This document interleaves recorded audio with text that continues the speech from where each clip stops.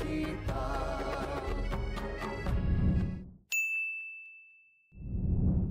Assalamualaikum warahmatullahi wabarakatuh. Selamat datang di channel YouTube Kuliah Teknokrat. Kembali lagi bersama saya, Destiana Safitri di mata kuliah Teknologi Bahan Konstruksi pada pertemuan 2. Pada pertemuan kali ini, kita akan membahas mengenai sifat fisik dan mekanik bahan konstruksi. Nah, yang pertama-tama kita harus tahu tujuan pembelajaran kita pada hari ini. Yang pertama, mahasiswa diharapkan bisa menjelaskan pengertian dan contoh fisik bahan konstruksi. Yang kedua, menjelaskan pengertian dan contoh sifat mekanik bahan konstruksi, memahami pentingnya pengujian sifat fisik dan mekanik bahan dalam menentukan kualitas material, dan yang terakhir, mengidentifikasi pengaruh sifat bahan terhadap kekuatan dan keawetan pada struktur. Nah, sifat dari bahan yaitu ada sifat fisik dan sifat mekanik. Yang akan kita bahas sekarang yaitu sifat fisik. Sifat fisik adalah karakteristik bahan yang berkaitan dengan kondisi fisik atau penampilan luar tanpa memperhitungkan kekuatan atau kemampuan menahan beban. Nah, sifat fisik bahan ini diantaranya ada berat jenis, porositas, dan daya serap air atau absorpsi. Yang pertama, yaitu berat jenis. Berat jenis adalah perbandingan berat suatu material terhadap volume material tersebut. Biasanya, berat jenis ini dinyatakan dalam satuan kilogram per meter persegi. Berat jenis dipengaruhi oleh kelembapan, porositas, dan kondisi lingkungan. Nah, rumus menghitung berat jenis yaitu berat jenis atau biasanya disebut rho sama dengan berat per volume. Cara mengukur berat jenis diantaranya yang pertama, menimbang berat bahan, yang kedua, mengukur volume bahan, dan yang ketiga, menggunakan peralatan khusus seperti piknometer untuk agregat halus dan semen, atau biasanya dilakukan uji lapangan sederhana, misalnya dengan mengukur berat dan volume balok beton. Nah, di sini ada fungsi dan peran penting berat jenis dalam dunia konstruksi. Di antaranya, yang pertama, menghitung berat total struktur. Yang kedua, menentukan kebutuhan peralatan angkat seperti crane, forklift, dan lain-lain. Yang ketiga, menentukan kapasitas untuk pondasi. Yang keempat, memilih material berdasarkan kekuatan dan bobotnya. Selanjutnya, menghitung volume dan kebutuhan bahan dalam pekerjaan beton, dinding, dan lain-lain. Dan yang terakhir, mempengaruhi daya dukung tanah dan keamanan pada struktur. Nah, di sini ada jenis-jenis berat jenis. Yang pertama, ada berat jenis satuan massa atau biasanya disebut dengan massa jenis, yaitu berat total bahan dibagi dengan volume total. Volume total ini termasuk dengan rongga udara di partikel yang kecil. Dan yang kedua, itu ada berat jenis kering, yaitu berat material dalam kondisi kering dibagi volume material. Yang ketiga, ada berat jenis basah, yaitu berat material dalam kondisi basah yang terisi air dibagi volume material. Dan yang terakhir, ada berat jenis semu, yaitu berat total bahan dibagi volume bahan padat. Nah, berat ini tidak termasuk dalam pori-pori terbuka yang tidak terisi air. Berikut ini beberapa contoh berat jenis dari material bangunan. Yang pertama ada baja, itu memiliki berat jenis 7.850 kg per meter persegi. Yang kedua ada beton bertulang, yaitu antara 2.400 sampai 2.500. Lalu ada beton normal antara 2.300 sampai 2.400. Selanjutnya ada bata merah, itu di antara 1.600 sampai 1.800. Selanjutnya ada kayu. Kayu ini adalah kayu yang umum yang biasa ditemukan, yaitu nilainya antara 400 sampai dengan 800 kg per meter persegi. Selanjutnya ada batu bata ringan atau hebel, itu nilainya antara 600 sampai dengan 800. Selanjutnya ada pasir, nilainya 1.450 sampai dengan 1.600 kg per meter persegi. Dan yang terakhir ini ada aspal, nilainya di antara 2.300 sampai 2.400 kg per meter persegi. Selanjutnya, sifat fisik yang dimiliki oleh bahan material adalah porositas. Porositas adalah tingkat kelonggaran atau jumlah rongga yang terdapat dalam suatu material. Porositas menunjukkan persentase volume pori-pori terhadap volume total material yang biasanya dirumuskan oleh N sama dengan VR per VT dikali 100%, di mana N merupakan porositas dalam persen, VR itu adalah volume rongga, dan VT adalah volume total material.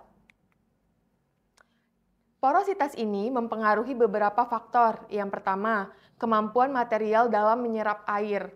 Selanjutnya, mempengaruhi kekuatan material dan mempengaruhi ketahanan material terhadap cuaca dan lingkungan.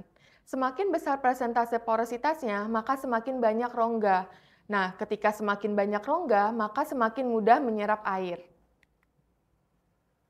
Contoh porositas pada material diantaranya beton padat memiliki porositas dari 5-10%. Bata merah itu memiliki 15-25%. Batu bata ringan atau hebel itu memiliki porositas antara 60-80%. Dan pada batu alam itu memiliki porositas 0,5-5%.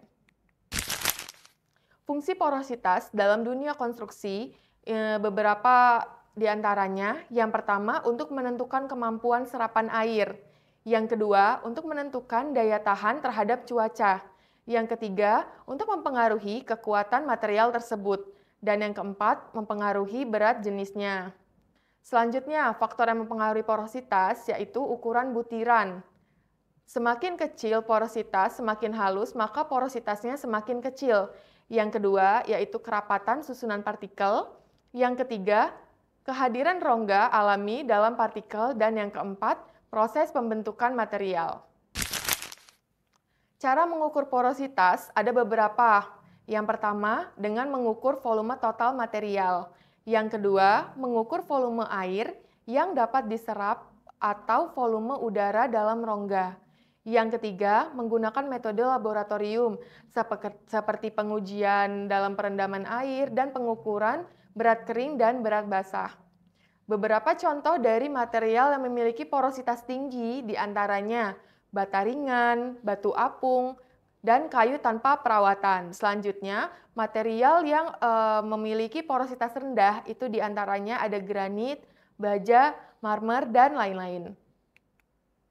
Selanjutnya yang kita akan bahas dalam sifat fisik dari bahan material yaitu absorpsi atau yang biasa disebut dengan daya serap dari bahan. Daya serap air atau absorpsi adalah kemampuan suatu material untuk menyerap dan menahan air ke dalam pori-porinya. Material dengan daya serap yang tinggi cenderung dia lebih mudah basah, dan material yang dengan daya serap rendah cenderung dia lebih kering dan lebih rentan terhadap kerusakan akibat cuaca jika memiliki daya serap yang tinggi.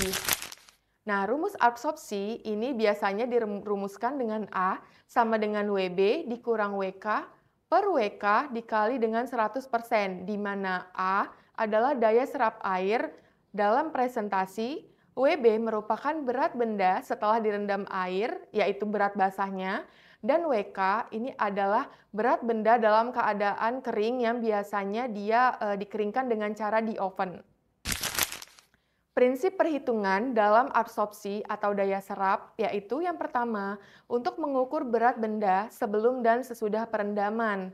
Yang kedua, selisih berat ini dapat menunjukkan jumlah air yang terserap dalam bahan konstruksi. Yang ketiga, hasilnya ini dapat dinyatakan dalam presentasi dari berat kering. Selanjutnya, yaitu faktor yang dapat mempengaruhi dari daya serap atau absorpsi. Yang pertama, ini porositas material. Yang kedua, ukuran dan distribusi pada pori-pori. Yang ketiga, kepadatan dan tingkat pemadatan material. Dan yang terakhir, kondisi permukaan material yaitu halus ataupun dia kasar. Mengapa sih mengukur absorpsi atau daya serap ini penting? Yang pertama, alasannya adalah karena material dengan daya serap yang tinggi ini sangat rentan terhadap rembesan air dan kerusakannya akibat siklus beku cair. Yang kedua, mempengaruhi daya tahan dan umur panjang dari material tersebut. Yang ketiga, berpengaruh pada pemilihan material untuk area luar ruangan atau area dalam ruangan. Dan cara pengujian dari absorpsi ini diantaranya yang pertama, timbang benda dalam kondisi kering. Selanjutnya merendam benda dalam air selama waktu tertentu, umumnya 24 jam, untuk melihat seberapa banyak material ini dapat menyerap air. Lalu selanjutnya, timbang kembali benda setelah direndam, dan nantinya kita akan hitung daya serap menggunakan rumus yang telah dijelaskan sebelumnya. Nah, selanjutnya, tadi sudah saya jelaskan bahwa sifat dari bahan material ini ada dua. Yang pertama tadi sifat fisik yang sudah kita bahas, dan selanjutnya sifat mekanik bahan. Nah, sekarang kita akan membahas tentang sifat mekanik bahan. Sifat mekanik adalah karakteristik bahan yang berkaitan dengan kemampuan bahan dalam menahan gaya atau beban yang bekerja padanya. Beberapa sifat mekanik bahan diantaranya yang pertama ada kuat tekan, yang kedua ada kuat tarik, yang ketiga ada kuat lentur, yang keempat ada modulus elastisitas, dan yang kelima ada daktilitas. Nah, sifat mekanik bahan yang pertama adalah kuat tekan. Kuat tekan merupakan kemampuan material untuk menahan gaya yang menekan dari arah luar tanpa dia hancur. Nah, yang kedua ada kuat tarik, yaitu kemampuan material untuk menahan gaya tarik atau gaya yang menarik dari dua arah berlawanan. Selanjutnya ada kuat lentur, yaitu kemampuan untuk menahan gaya lentur atau beban yang menyebabkan pembengkokan. Yang keempat ada daktilitas, yaitu kemampuan bahan untuk mengalami deformasi plastis yang besar sebelum dia patah. Dan yang terakhir ada modulus elastisitas, yaitu angka yang menunjukkan seberapa besar deformasi yang terjadi akibat material untuk menerima beban. Beberapa contoh sifat mekanik dari bahan, yang pertama pada kuat tekan, ini contohnya ada di beton mutu normal, yaitu berada di antara 20 sampai dengan 25 MPa. Selanjutnya pada kuat tarik, biasanya beton kuat tarik ada di 10% dari kuat tekan, atau ada di baja kuat tarik tinggi, yaitu antara 400 sampai 600 MPa. Selanjutnya, pada kuat lentur memiliki contoh yaitu ada pada pelat lantai, balok, dan lain-lain.